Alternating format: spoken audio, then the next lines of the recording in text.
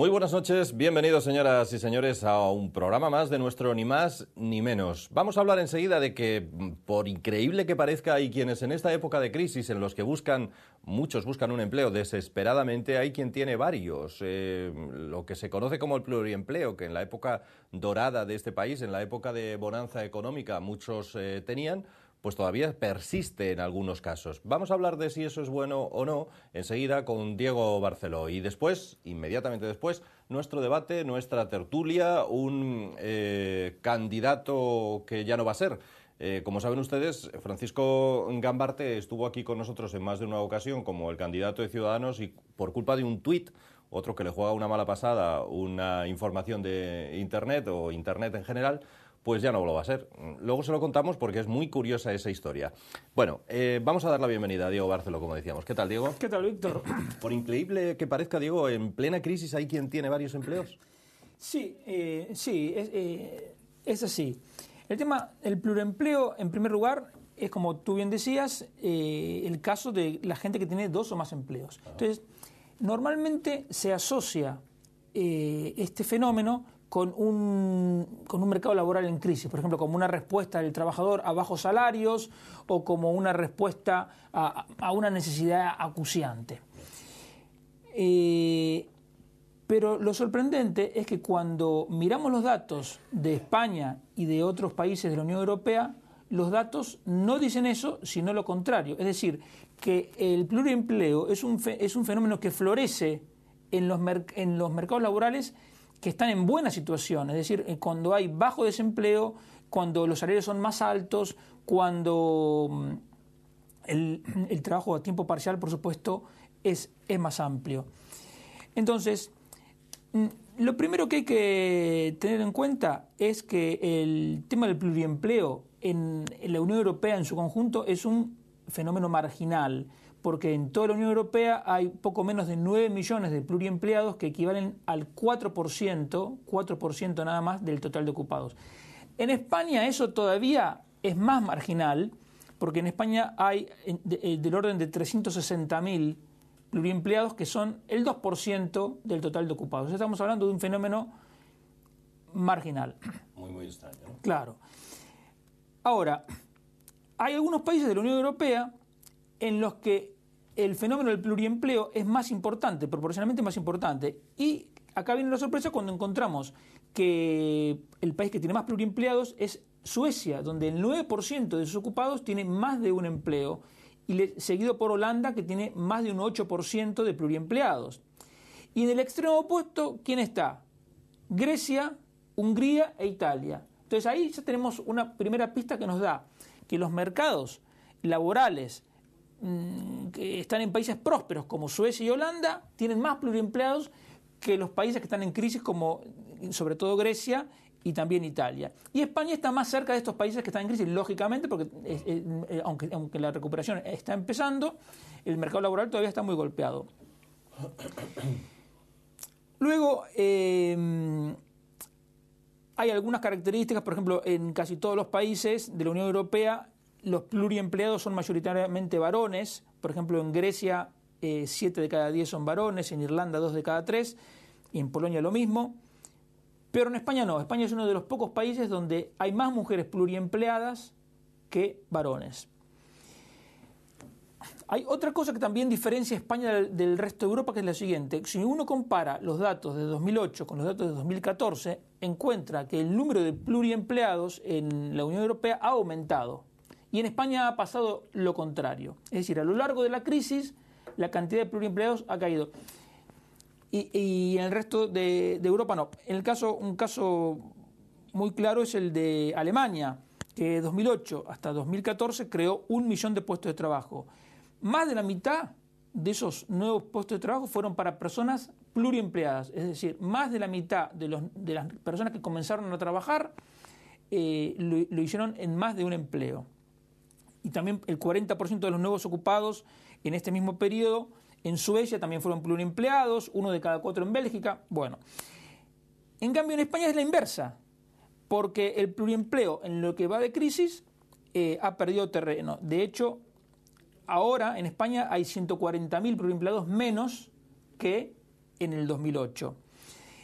Y, o casualidad, nos encontramos que los países donde más retrocedió el pluriempleo desde 2008 hasta aquí son Portugal y Grecia, lo que nos ratifica desde otro ángulo que el pluriempleo no tiene nada que ver digamos, no es un fenómeno que surge con la crisis, sino lo contrario. Y en realidad, si nos ponemos a pensar, tiene bastante sentido, porque en una crisis ya es muy difícil para la economía, y de hecho no lo consigue, crear un empleo, un puesto de trabajo para cada persona. ¿Cómo va a crear más de uno? Es todavía más complicado. Entonces, hay tres rasgos fundamentales que son los siguientes, para que la gente lo tenga en cuenta. El pluriempleo aumenta cuando baja el paro. El segundo, el pluriempleo aumenta o es mayor en los países donde los salarios son más altos, no donde los países son más bajos, los salarios son más bajos. Y en tercer lugar, el pluriempleo tiende a ser mayor en los países que tienen una tasa de temporalidad más elevada. Temporalidad es el porcentaje de asalariados con contratos temporales respecto al total de asalariados. Por ejemplo, los dos países con mayor tasa de paro de la Unión Europea, Grecia y España, están entre los países con menos pluriempleados. Y al mismo tiempo, los dos países que tienen menos tasa de paro, que son Alemania y Austria, 5% nada más, tienen una proporción de pluriempleados más alta que la media europea. En cuanto al tema salarial, 3 de los 4 países con mayor proporción de pluriempleados, que son Suecia, Holanda y Alemania, tienen salarios promedios de más de 3.700 euros por mes. Salarios promedios de más de 3.700 euros por mes.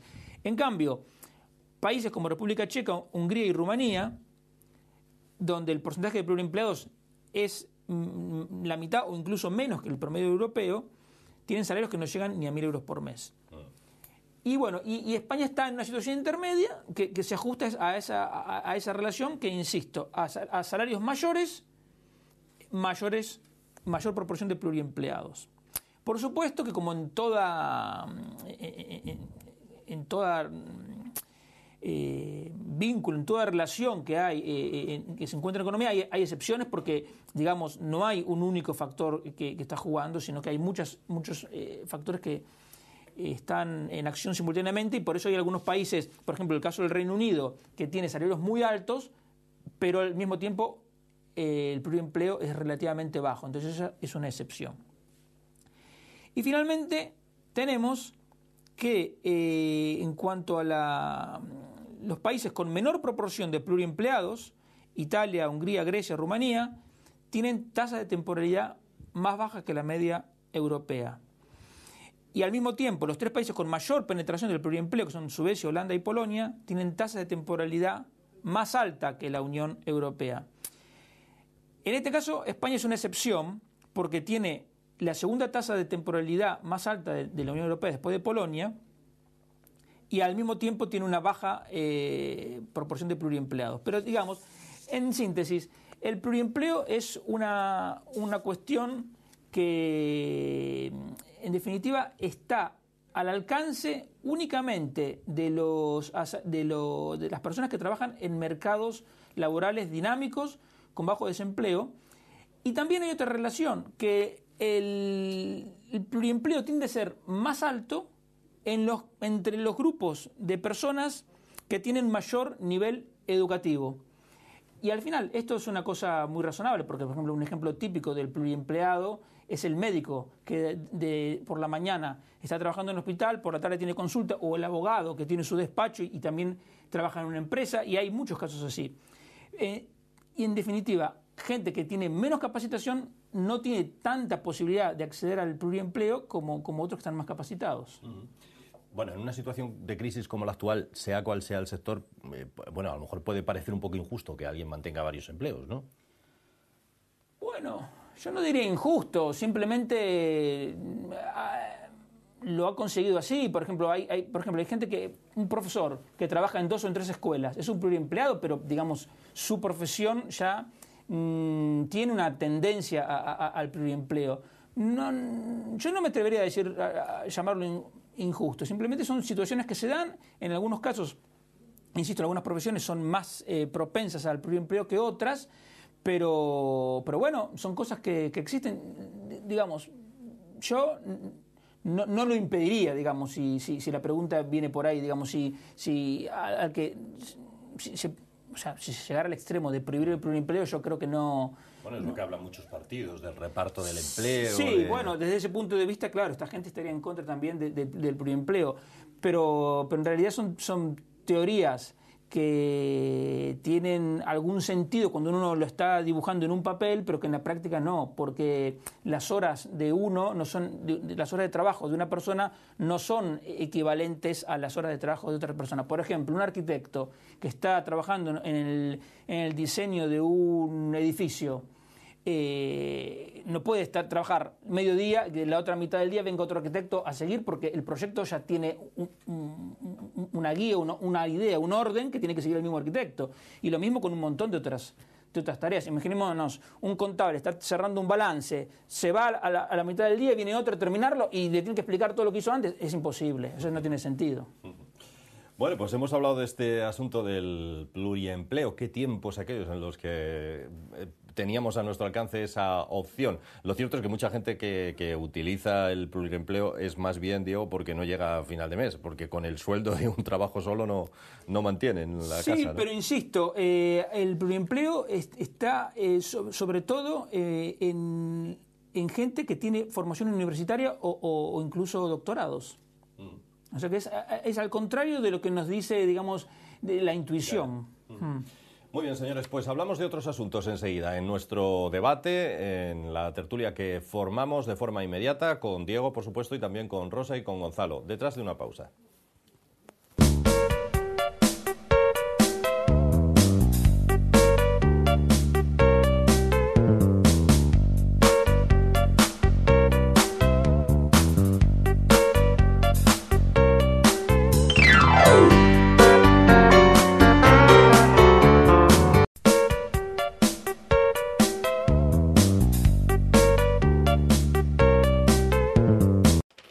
Pues aquí estamos en la segunda parte de este programa, mucho tiempo por delante para debatir la actualidad, una actualidad que viene helada. Hay, por lo menos el día que grabamos este programa, el jueves, dicen que numerosos cientos de camiones atrapados en el Huerna. En cuanto que cae una nevada potente, como en este caso, pues eso es lo habitual. Yo no sé cómo hacen en otros países donde las nevadas se acumulan durante 6 meses o 3 o 4 meses al año, como en los países del norte de Europa, pero bueno, claro, ellos son europeos. La primera pregunta casi a nuestros 3 invitados de hoy es: ¿sabéis poner las cadenas del coche? No. ¿Alguna vez, Gonzalo, alguna vez has puesto las cadenas del coche? No, pero no me hace falta porque yo descubrí hace muchos años los neumáticos de invierno, con lo cual no hace ninguna falta poner cadenas. Ahora tengo un 4x4, por lo tanto todavía menos, pero el neumático de invierno es una cosa muy práctica que tú pones el 1 de diciembre y quitas el 31 de marzo o un poquito más allá si viene mal tiempo. No te hace falta cadenas, te supone un desembolso inicial un poco más grande. Si tienes un coche con tracción delantera o trasera o no integral, pones 2, gastas 2 ruedas de más, luego las quitas cuando acaba y eso que consumes con esas ruedas no los consumes con otras, con lo cual haces un desembolso extra una vez, pero ganas muchísimo en seguridad. Pero eso que acabas de decir tú me recuerda a una leyenda que ponían los productos manufacturados a principios del siglo XX en Europa, con eso que dices tú es que son europeos, que los productos defectuosos llevaban una inscripción que decía "Pour la España le Maroc". Entonces, bueno, era de cuando no éramos Europa, que parece ser que no lo éramos, y para algunos temas parece ser que seguimos sin serlo. Todavía seguimos dependiendo de una nevada más o menos copiosa. Yo he de confesar, y lo hablaba hace un momento con Gonzalo, que hoy me enteré que las cadenas eran 2, no 4. Y yo vi en una bolsa hoy y yo dije, faltan 2. Me han engañado, y resulta que eran 2, yo nunca las he puesto. Una reflexión al hilo de lo que acaba de decir Rosa. España es un país de titulitis. Es más complicado conducir en España que en Francia, que en Italia, que en Alemania, que en Inglaterra. Es más complicado tener un carnet de barco que España, que en Alemania, que en Francia, que en Inglaterra. Tenemos más títulos, más exámenes y más todo, pero no aprendemos lo que hay que aprender.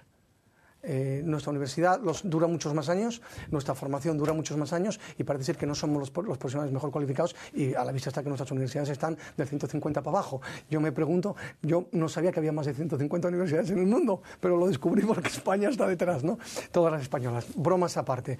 En España nos preocupamos mucho por la formación teórica, nos preocupamos mucho por ir a sitios, sacar títulos y dedicar muchas horas a todo, pero al final lo que no nos preocupamos es aprender a conducir, de aprender a poner unas cadenas y de darnos cuenta que cuando hace mal tiempo lo que hay que hacer es ser más prudente y punto. Conducir con marchas largas o llevar ruedas de nieve. Se ha terminado ruedas de invierno, perdón, se ha terminado el problema. En Alemania, ¿por qué no se paraliza? Porque los alemanes cuando hay nieve, como están acostumbrados o hielo, son prudentes.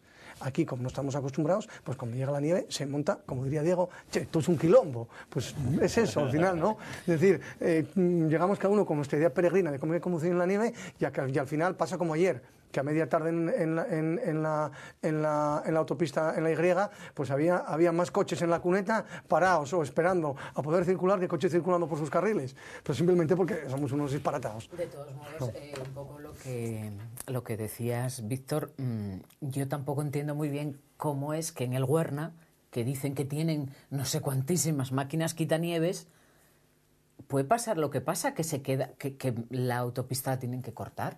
Yo no puedo entenderlo eso. Además, una autopista de pago con el coste que tiene esa, y es tremendo. Yo hace 2 años me pasó esto y tuvimos que parar en la autopista. O sea, y a mí no me entraba en la cabeza si tienen quitanieves. De acuerdo que puede estar nevando de una forma incesante y que es muy complicado, pero supongo que si están constantemente pasando el número de quitanieves que tienen, o al menos así, Gabino de Lorenzo lo presentó cuando empezaba el invierno, lo bien equipado que estaba el Huerna, caen 4 copos o 20 copos, vamos, porque tampoco está nevando una cosa fuera de lo común. Toda la vida en Asturias el tiempo fue como este, lo que pasa que, bueno, llevamos unos años acostumbrados a que los inviernos eran benignos, pero caen 4 copos y pasa todo esto. Yo, aparte de esto, sí, reconozco que no tengo educación en eso de cambiar ni la rueda y tal. Debo cumplir con el estereotipo ese de mujer, conducir mal, no cambiar las ruedas. Bueno, pues no me avergüenzo tampoco, debería saberlo, pero no lo sé. No sé, Diego, que está aquí a mi lado, si está muy puesto en cambiar cadenas. No, la verdad que nunca cambié, no sé cómo se cambian, no. Te verías atrapado en la nieve, imposible de... Sí, bueno, que para empezar no tengo cadenas. Yeah. Es que no... Pero eso es porque es un liberal. Sí, claro, es verdad. Es coherente con Podría eso. regalarte Sí. yo los 2 que creí que tenía que tener y me faltaban. Bueno, en fin, podemos hablar de más cosas si queréis. Yo te propongo que no vuelvas a utilizar esa palabra. ¿Cuál? Debemos, vamos a hablar de más cosas, pero no vamos a hacer publicidad subliminal de nadie. Habría que eliminar casi muchas conjugaciones de verbo, porque a veces podemos, ganemos, ahí, yo no sé, ya tiene un montón Y de... debería ser, en asturiano debería ser ganaremos, en vez de somosemos. Al final no está muy claro a dónde van. Yo quería introducir un tema sobre Grecia, sobre la situación de la economía griega, no como lo introduciría Diego, de una forma técnica y cualificada en economía, sino que ayer me llamó mucho la atención porque Siripas, al salir ayer de la Eurocámara, citó a Leonard Cohen con una frase y dijo: primero tomamos Manhattan, después tomaremos Berlín.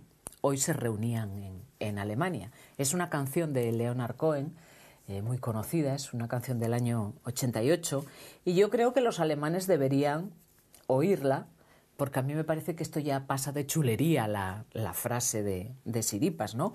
Porque voy a decir cómo empieza esa canción. Dice: me sentenciaron a 20 años de aburrimiento por intentar cambiar el sistema desde dentro. Ahora vengo a recompensaros. Primero tomamos Manhattan, ahora tomaremos Berlín.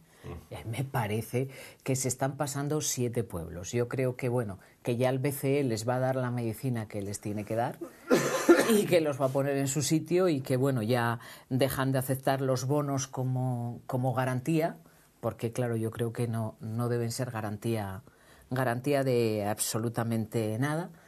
Pero esa declaración de intenciones ayer, saliendo de la Eurocámara, decir esa frase, no sé, entre eso y el ministro de Economía, Siripas, que está dando tanto que hablar por su indumentaria y aunque también sea estereotipo que yo hable de la indumentaria en vez de hablar de la economía, sino de la indumentaria del señor, periódicos ingleses, no lo digo yo, lo decía un periódico inglés, que la vestimenta con la que se presentó el otro día, esa camisa azul eléctrica y ese chaquetón negro, pues bueno, hubo periódicos que dijeron que su atuendo parecía de un camello de los 90. Y yo estoy totalmente de acuerdo, yo iría a más. Yo digo que parece un macarra de los 80 en España, ¿no? Un armador griego, ¿no? Y bueno, y hombre, vamos a ver, cada uno puede vestir como quiera indudablemente, pero también hay que guardar unas formas y un comportamiento. Yo no iría con chanclas de la playa a una reunión con nadie, aunque tuviera mucho calor. Pues yo creo que estos señores, pues oye, no deberían ir como va con que solo le falta la cadena de oro ahí asomando por la camisa. Luego su señora o compañera o lo que sea, una mujer muy guapa, por cierto, en Facebook o en Twitter, no sé dónde, contó que bueno, que se estaba criticando tantísimo a Siripas y que el problema de llevar esa ropa era que había perdido la maleta en el avión y tuvo que comprarlo apresurado y el chaquetón se lo prestaron. Y digo yo, podría haber comprado una camisa blanca en vez de esa azul eléctrica. Sí. En fin. Claro, el gusto ya es... No, de todas fin, maneras, ojalá el problema de esos dirigentes fuese la ropa, simplemente. Pues era una anécdota. Sí. Dentro de... Pero, yendo al tema de los bonos griegos, en realidad el Banco Central Europeo, para darle a los bancos liquidez, toma como garantía los títulos públicos de los gobiernos nacionales. En el caso de los bancos españoles, los bancos españoles le dan al Banco Central Europeo como garantía bonos del Tesoro y el Banco Central Europeo les da liquidez. En el caso griego, lo mismo. ¿Qué pasa? Además, hay un requisito que tienen que ser títulos con calificación de grado de inversión. Es decir, y las tres calificadoras de riesgo más importantes, Standard & Poor's, Moody's y Fitch, califican los bonos griegos como bono basura. Entonces el Banco Central Europeo ya viene desde hace tiempo estando imposibilitado de tomarlo. Lo que pasa es que había un subterfugio por el cual el Banco Central Europeo le seguía dando liquidez. ¿Cuál era? El subterfugio era, mire, los bonos griegos son bonos basura, pero dado que Grecia está en un programa de rescate que incluye el apoyo financiero de la Unión Europea, dice, como en última instancia cuenta con el apoyo financiero de la Unión Europea, el Banco Central Europeo le va a seguir dando el respaldo, va a seguir aceptando esos títulos. Como ahora el gobierno griego dice que no van a renovar el acuerdo y que no quieren seguir con el plan acordado con la Unión Europea, el Banco Central Europeo dice, pues ya no tengo subterfugio, dice, ya no puedo tomar tus bonos porque son bonos basura, y ahí está. Mira, yo de Grecia quería decir otra cosa. Me parece que todo el tema de la deuda griega es un mito. ¿Y por qué creo que es un mito? En primer lugar, porque tiene un tipo medio de la deuda del 2,5%, bastante inferior al de España, de los más bajos de toda Europa. Solo paga menos por su deuda Holanda, Luxemburgo y Estonia.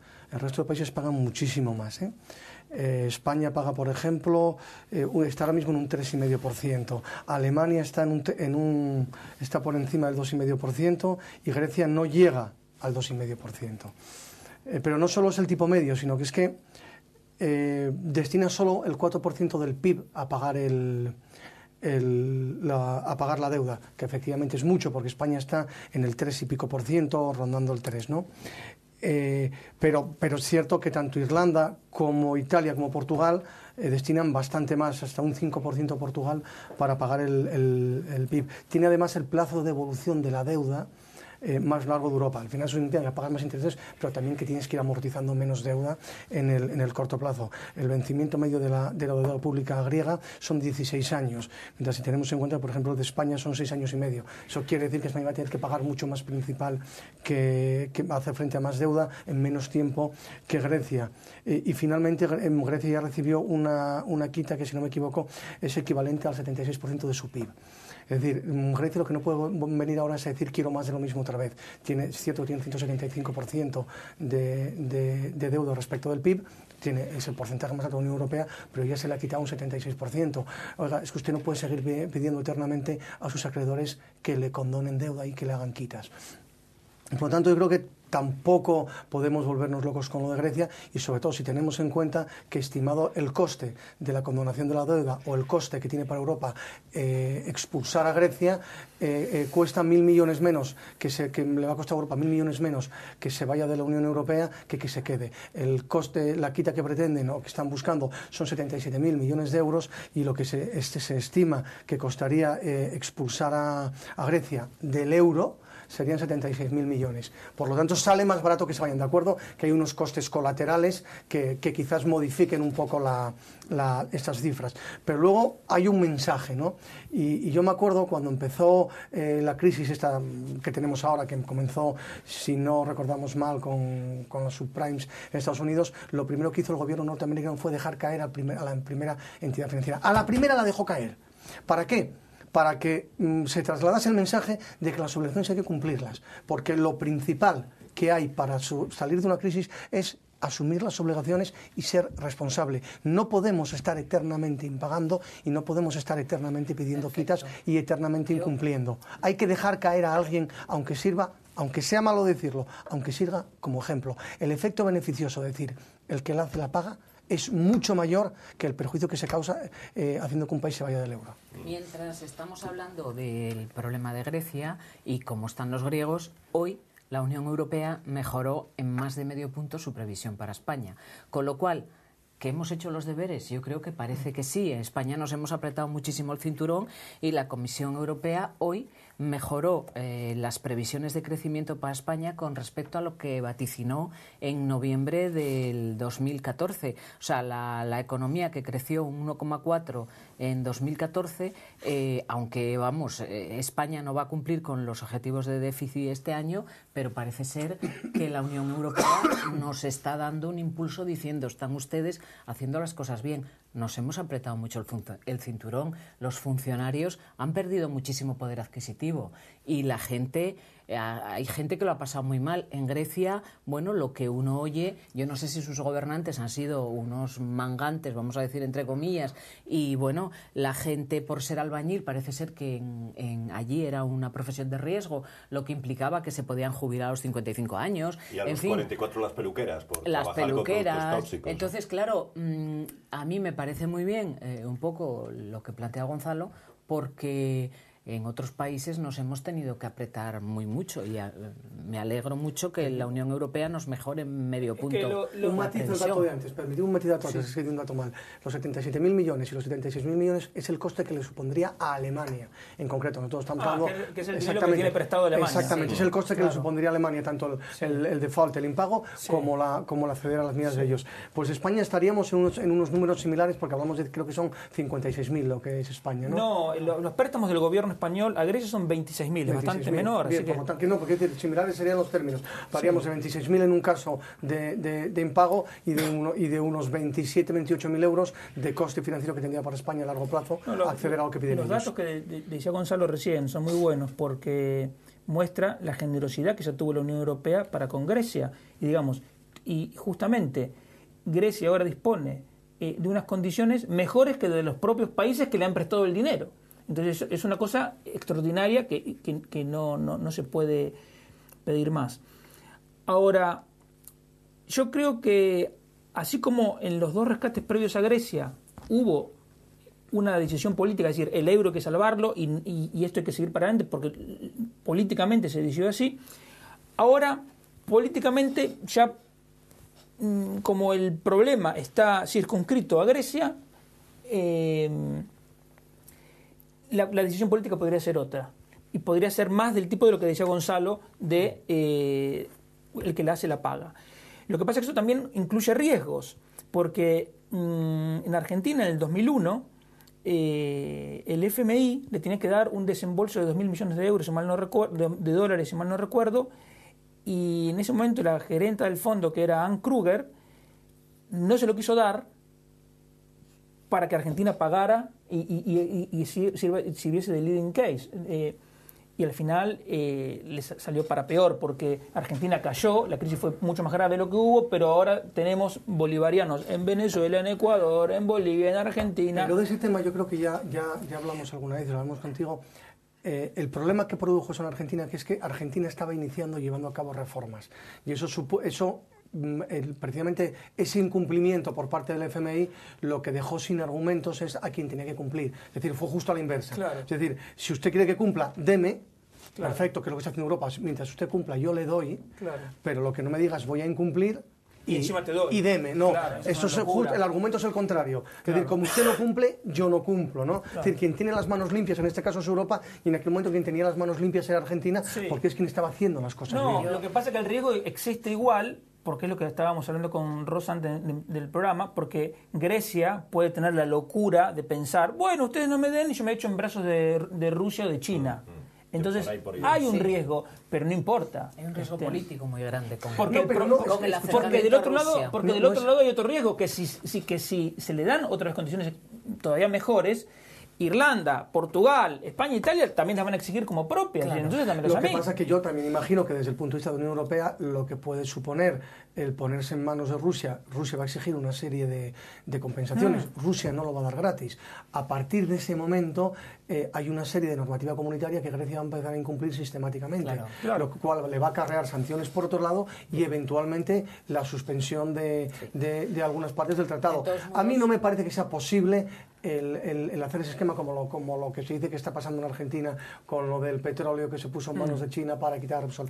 No, porque los compromisos al margen de la deuda y los acuerdos internacionales, las organizaciones internacionales de las que forma Grecia parte al margen de eso, exigen también una serie de comportamientos que si no los llevas a cabo los perjuicios para la economía de Grecia van a ser mucho mayores. Pero es que es lo que hablamos. Si el problema de Grecia no es el problema a donde quería ir es que el problema de Grecia no es un problema de deuda, es un problema de reformas económicas que tiene que llevar a cabo para empezar a generar riqueza y ser capaz de enderezar el rumbo. Si es que el problema no es que te den más dinero, el problema es cómo gastas ese dinero, el problema es a qué destinas ese dinero y el problema es qué reformas haces tú para terminar siendo, si quieres, no totalmente autosuficiente, pero sí para mejorar tu economía. Porque no basta con que te den dinero. O sea, eso nos pasa todos los días. Una empresa que depende de la financiación es un muerto a largo plazo. No muere hoy, muere a los 15 días. Una empresa tiene que depender de lo que vende y de lo que hace, y un país tiene que depender de su riqueza, no de los préstamos. Y ese es el matiz, yo creo. Pero yo hoy no sé cómo cerró la bolsa, pero a la mañana, mientras Varoufakis estaba entrevistando con el ministro alemán de Finanzas, la bolsa en Grecia llegó a caer un 30%. No sé exactamente cómo ha cerrado, pero llegó a caer un 30%. Con lo cual, yo creo que el discurso de los primeros días, que parece que cuando empezaron a hacer esta tournée por los países europeos y se los veía del brazo con los ministros, y bueno, que daba la sensación de que, como que bueno, igual nos echan una mano, pues ahora ha llegado la realidad y han puesto cara a todo lo que tenían que poner. Me acuerdo lo que decía Rosendo Fraga, un analista político argentino, historiador, siempre decía, las crisis son por un error, siempre son por un error de cálculo. Entonces los griegos probablemente han calculado que si ellos amenazan con irse con Rusia, Sí. o que ser el primer país que sale del euro y entonces el euro se debilitaría, a lo mejor calculan que eso era suficiente para que sus amenazas no se tengan que hacer realidad. Yo opino así. Ahora, la Unión Europea a lo mejor no hace el mismo cálculo y dice, pues te quieres ir, te vas. Sí. Y ahí viene el desastre. Por supuesto, como decíamos en el programa anterior, ellos van a culpar de todo a Merkel, hagan lo que hagan. Sí. Pero se supone que la gente va a tener un mínimo criterio para darse cuenta que los que están llevando a una situación sin salida son los propios ¿Tú griegos. sabes? Te pregunto porque lo desconozco, Diego. ¿Por qué se han reunido con determinados países y ministros europeos y con España que les han prestado dinero? No. Dinero les han prestado todos los países europeos de la zona euro en proporción al capital que tienen en el Banco Central Europeo. Ahora, yo creo que se reunieron con el italiano y con Francia porque son socialistas. Entonces pensaron que iban a ser más blandos y iban a conseguir un apoyo. Y como además, en el caso de Rajoy, no solo que no es de izquierda, sino que además, objetivamente, a Rajoy le conviene que el plan de Grecia fracase, no tienen nada que hablar. No, me parece muy buen análisis lo que dice Diego. Estás quedándome escuchando. Oye, las encuestas del CIS dicen que Podemos es ya el segundo partido más votado, desbancando incluso al Partido Socialista. ¿Os lo creéis o eso es más un voto de castigo al Partido Popular que realmente porque la gente tenga esa ideología? Yo no me lo creo. Bueno, gente había el otro día en Madrid. A ver, la Y es intención, igual. la intención directa del Perdón, voto no vale. un segundo. Gente había en Madrid, 100.000 personas. ¿Cuántos hubo en la manifestación pro vida? O sea, y millones no vamos. ¿Cuántos hubo? Te enseño 4 fotografías ahora mismo ¿Cuántos hubo? en las que Millón y se medio de ve personas. literalmente que están trucadas. Sí, Me llegaron, la encontré yo utilizando la gran fotografía de ellos que se movía. Llegabas a las esquinas y para completarlo había sitios donde estaban superpuestas las fotografías. O sea, en algunas duplicadas directamente y en otras superpuestas para tapar los huecos movidas. De todos modos, es un chiste, hombre. yo no me creo que Podemos adelante en intención de votos al Partido Socialista. No me lo creo. Vamos a ver, Podemos obtuvo 1.200.000 votos en las europeas y fue un crack, evidentemente. ¿De dónde salen ahora? Yo no sé exactamente cómo se hacen las encuestas, pero ¿de dónde salen ahora que puedan votar los 8 millones de personas? Vamos, y que digan que en Asturias piensan ganar las elecciones. Las personas mayores Eso no es sensato. de 45, 50 años en este país no van a votar a Podemos ni de broma. Bueno, los republicanos pueden y todavía quedan muchos. Exacto, puede haber gente que... Hombre, vamos a ver, puede haber un porcentaje de personas que los voten, pero masivamente no, porque la gente analiza un poquito más y piensa, y hombre, no lo sé, puede suceder lo de Grecia, que la gente ha votado, pero es que yo creo que no hay comparación la situación de Grecia con la situación de España. Y yo, desde luego, y lo digo sinceramente, yo si fuera los socialistas no estaría preocupada, porque yo creo que esas encuestas no son para nada reales. No, yo creo que, digamos, debemos preocuparnos.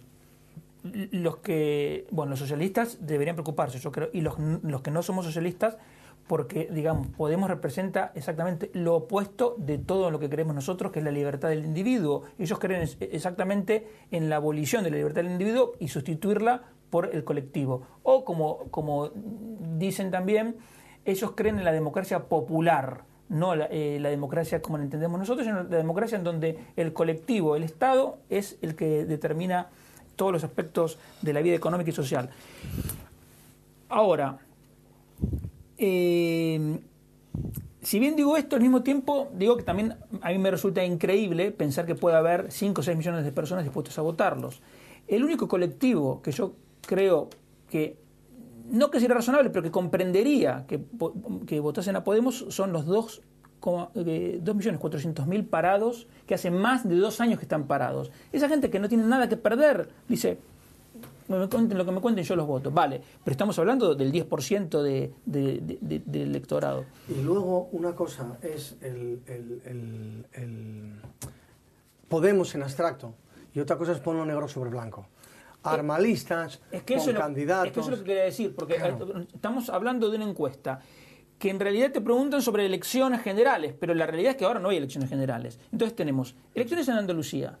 Ahí algún diputado en la Junta van a lograr meter y vamos a ver qué cosas dicen o no dicen o qué cosas hacen. Entonces eso ya va a ser un viento que les va a empezar a soplar en contra. Luego tendrán las elecciones municipales, donde algún municipio van a ganar. Entonces...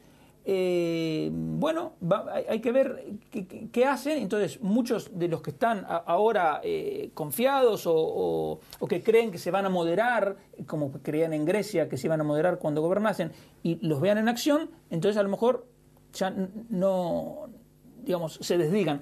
Pero hay otro elemento. Es muy probable que mucha gente vote a Podemos en las elecciones autonómicas y municipales para castigar al PP y al PSOE, pero luego en las generales no. Dice, ¿cuántas veces, digamos, cuando fueron las elecciones europeas se decían, bueno, el castigo al PP y al PSOE?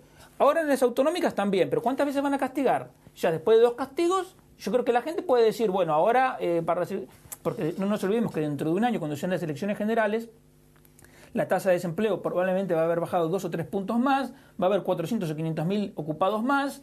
Entonces, bueno, va a haber más movimiento en la economía y entonces, bueno, la gente dice, bueno, ya me descargué, ya los castigué y ahora vuelvo a lo de siempre. De todos modos, ¿cómo se hace una encuesta para que, en este caso, el Partido Socialista quedaría en tercer lugar, pero resulta que el político mejor valorado es Pedro Sánchez? Entonces, vamos a ver, si el mejor valorado es Pedro Sánchez, ¿por qué votan a otros O sea, yo es que no sé qué pasa, que las preguntas tienen un dirigismo cuando se hacen. No, yo creo que técnicamente está bien hecha la encuesta. Lo que pasa es que prácticamente un 40% de la gente o no sabe quién va a votar, o dice que va a votar en blanco, o dice que no va a votar. Pero yo pregunto... Y además la gente, nadie va a reconocer que va a votar al PP ahora mismo. Ya, Además, pero si tú reconoces... Y además eso. Si tú en una encuesta dices, ¿quién es para usted el político más valorado? Y tú dices, Pedro Sánchez. Y luego te preguntan, ¿y usted a quién va a votar? Y dices a Podemos, yo no lo puedo entender. O sea, a mí no sé, a mí me gustaría que me enseñaran las cifras y cómo se hace ese tipo de encuestas para que el mejor valorado sea ese señor y luego quede en tercer lugar el partido al que van a votar, si él representa al partido. No sé, o la gente miente cuando hace una encuesta o contesta por contestar. Es como comentamos, hace 3 meses. O sea, cuando a la gente le preguntan a quién va a votar, solo un 19% dice Podemos, un 13% dice el PP y un 12% dice PSOE. Y después los demás partidos, a mí me sorprende, por ejemplo, que Ciudadanos prácticamente no aparezca. Ya. Ahora, si el CIS publicara eso, nosotros miraríamos los resultados y diríamos, estos resultados son inútiles, porque si un 40% de la gente no tiene decidido, o sea, esta encuesta no sirve para nada. Entonces, ¿qué hace el CIS? Distribuye ese 40% con distintos criterios entre los distintos partidos y llegan a un resultado más razonable. Digamos, el 27% del PP, que es en la estimación de voto, no parece ninguna exageración, porque si en las europeas ya sacó el 26%, ¿por qué no podría sacar un 27%?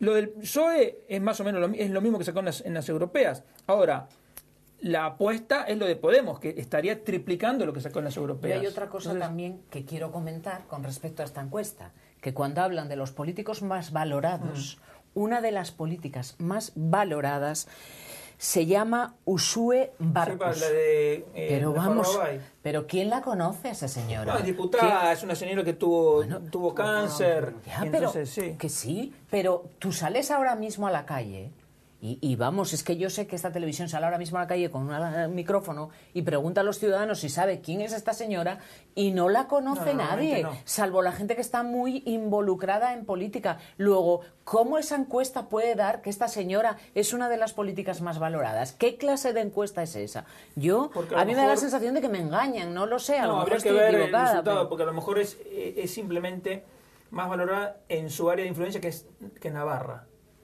No lo sé. No, yo tampoco. Ahora, que salgan estos resultados, vamos, yo ayer preguntaba a varias personas si conocían a esta política y bueno, sonaba, pero hay mucha gente que, que me suena a una política vasca. Con un pañuelo en la cabeza. Sí, pero eso no es suficiente para que se la considere mejor valorada. Supongo que en el Parlamento ha habido muchas personas y seguramente muchos hombres que han tenido enfermedades graves, ¿no?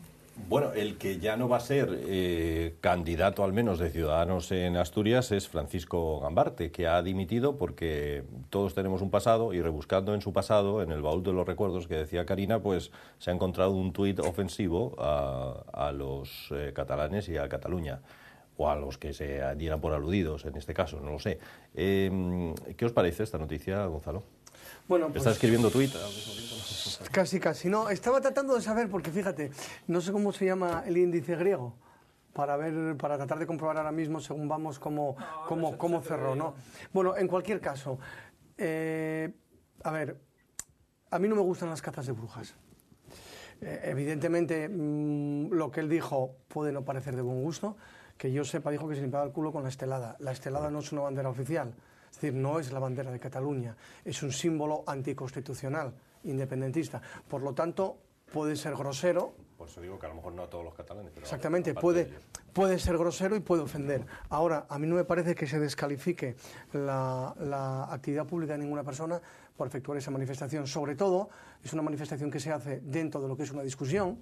Es lo que se suele denominar animus retorquendi. Alguien había hecho algún comentario sobre la bandera española y él lo devolvió haciendo uno sobre los asturianos en cuanto exactamente sobre la estelada, ¿no? Animus retorquendi no sería constitutivo ni de injuria siquiera, ¿no? Suponiendo que fuese injurioso. Por lo tanto, para mí no es políticamente correcto pero a mí ya me hincha un poco las narices lo de la corrección política. Y voy a decir una cosa, se puede ser un hijo de puta siendo correctamente político. Ahora, no se puede ser una buena persona y un buen político siendo políticamente incorrecto, ¿no? Vivimos en un mundo de imagen, en un mundo que al final va a acabar siendo un mundo de subnormales, porque a nadie le importa la esencia de lo que uno es o de lo que uno hace. Y yo, si soy yo, evidentemente, podría disculparme por haber dicho una grosería, no iría más allá y seguiría donde estoy. Otra cosa es que cuando uno está en una organización política, yo por eso no estoy en ninguna, en ocasiones se tiene que dar cuenta que lo que él dice o hace afecta a terceros, pero ya digo, él tiene que responder de su conducta desde el momento en que se había convertido en líder del partido aquí, y su conducta ha sido intachable. Y si quitamos todo eso, por lo que lo conozco, también el resto de su conducta es tanto profesional como personalmente intachable. Me parece una persona con un gran mérito, buena persona, inteligente, y que iba a ser un soplo de aire fresco para Asturias. Ahora, claro, está claro, hay una cosa que se llama también lucha interna, ¿no? Ya explicaba Churchill que los enemigos son los que se sientan en tu bancada y no en la de enfrente. Me pregunto yo cómo llegan los medios de comunicación a eso, y mucho me temo que eso llega desde alguien muy cercano, porque si no, la hemeroteca y el Twitter, si nadie te descubre, no da para tanto.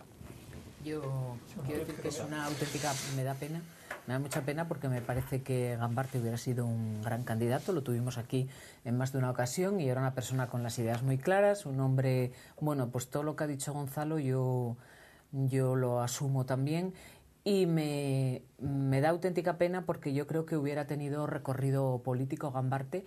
Creo que es una tontería, que son cosas que...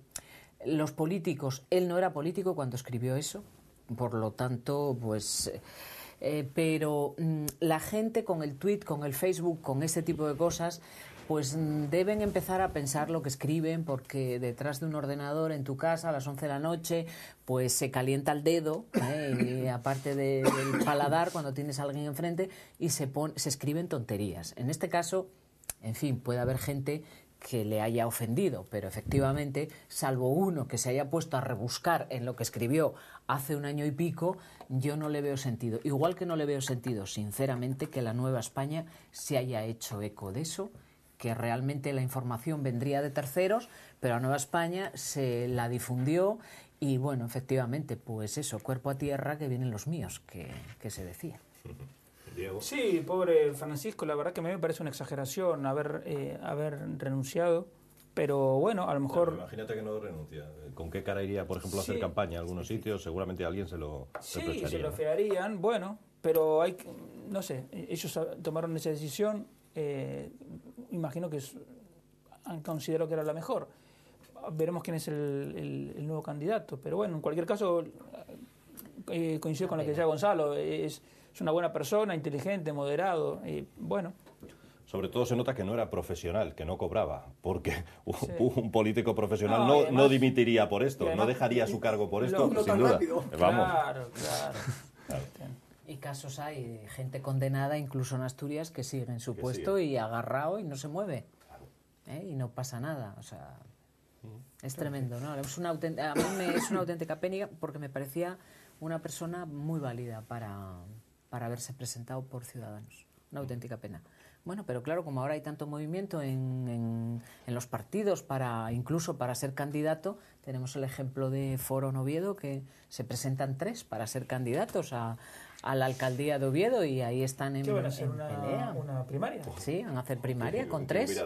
Sí, se presentan 3 personas para primarias en Foro. Y ya los hay pidiendo votos. Sí, ahí los hay pidiendo votos, y una parte del partido, la cúpula, apoya a un candidato de una forma incomprensible desde mi punto de vista, que personas con cargo importante, léase diputados y demás, apoyen a un candidato habiendo 3. O sea, a mí eso me parece para hacérselo mirar, pero bueno, no sé, en Foro todo puede suceder. Esa cúpula más bien parece una cópula, ¿no? Porque en cuanto pasa algo van todos allí al mogollón, ¿no? Yo, sin entrar en la valoración personal, que por mi parte es buena, de José Antonio, faltaría más, ¿no? Los 3 son buenos. Exactamente, al final los 3, los 4 que salgan, los 2, los que se presenten, al final, desde el punto de vista personal, es buena gente, es profesional acreditado que bueno, pues que está cerca de la edad de jubilación y por lo tanto lo entiendo como alguien que un poco lo deja. Sí, exactamente, que alguien que está pensando, sí, o sea, tiene que estar cerca de jubilarse como notario, ¿no? Es decir, todo va un poco hilado. Pero es lo que decía Rosa, vamos a ver. Los cargos públicos de un partido político y los cargos orgánicos de un partido político tienen que ser absolutamente neutrales en la elección de los demás cargos. ¿Y por qué? ¿Y por qué tienen que serlo? Porque precisamente Foro se fundó porque una persona, el aparato le dijo que no. O sea, el tal Cascos se fue del PP porque el aparato le dijo que no. Entonces, ¿qué diferencia hay entre que Mariano te diga tú no eres candidato y que todo el partido apoye un candidato? ¿Cuál es la diferencia? Porque evidentemente estos señores, estos firmantes, ojo, ya hablo de los cargos públicos, a mí los particulares que hagan lo que les dé la gana, que lo tienen que hacer. Es decir, los militantes pueden apoyar, manifestarse por quien quieran, pero un cargo orgánico de un partido y un cargo público de un partido tiene que ser absolutamente neutral. Es que es más, ese partido tan poco democrático que se llama PP es neutral en estas cosas. El PSOE es neutral en estas cosas. Es decir, no firman manifiestos de apoyo a nadie. Ahora mismo se está ventilando quiénes son los candidatos en Madrid y no veo que se hagan listas de cargos públicos diciendo voy contigo, voy con el otro. No. Hay una forma de designarlo y somos pulcros con ella y lo respetamos. Por lo que debería hacer esta gente, si quieren presumir de democracia interna, es no condicionar la respuesta de los militantes. Claro, luego al final yo hablaba de cópula, porque esto parece el lecho de Procustro, ¿no? Aquí cabe todo el mundo, porque al final gente que tan mal se lleva unos con otros, pues resulta que ahora van todos de la mano y todos van al unísono empujando enfrente. Es decir, todos sabemos por qué es uno diputado nacional y por qué es otro diputado regional, ¿no? Es decir, lo que se querían o lo que se malquerían. Por lo tanto, yo entiendo que al final la política hace extraños compañeros de cama. Están en el lecho impronunciable que he dicho antes, todos ellos, y normalmente cuando hay acuerdos sobre una cosa, en democracia no es bueno. En democracia lo bueno es el debate, lo bueno es disentir y lo bueno es aportar todos algo más. Cuando todos empujamos para un mismo lado, malo. Ya digo, yo lo siento por José Antonio, por quienes le apoyan, porque yo no me dejaría apoyar por esa gente. Ojo, por algunos de ellos, por otros que son grandes personas, sí, y además buenos amigos míos.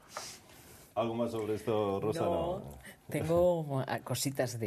Bien, pues venga, estamos ya fuera del tiempo, lo último que queramos decir. Bueno, pues hoy sí traigo alguna cosita cultural. Perfecto. En el Campo Amor mañana, viernes 6, tenemos ópera, Sansón y Dalila. ¿Podemos llegar por la nieve y eso? Sí, yo creo que sí. No, en Oviedo lo tienen muy bien controlado, mucha sal, muchas máquinas, o sea, yo creo que Gonzalo igual cuando salgamos me tira de las orejas, pero dicen que Caunedo no lo está haciendo nada mal.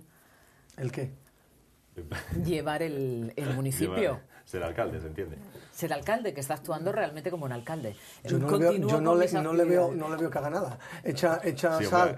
Bueno, pero de echar la sal también es una necesidad propia. Es una persona con dificultades de movilidad. Oye, por lo tanto, tiene que echar sal para tener más fácil moverse. El Ayuntamiento de Mieres no pone ni sal, ¿eh? Caemos por las calles. Porque los mineros no tienen dificultades de movilidad como tiene el alcalde de Oviedo. Es verdad, tiene razón. A ver, bueno, mejor antes de que nos cierren. Sí, cierto.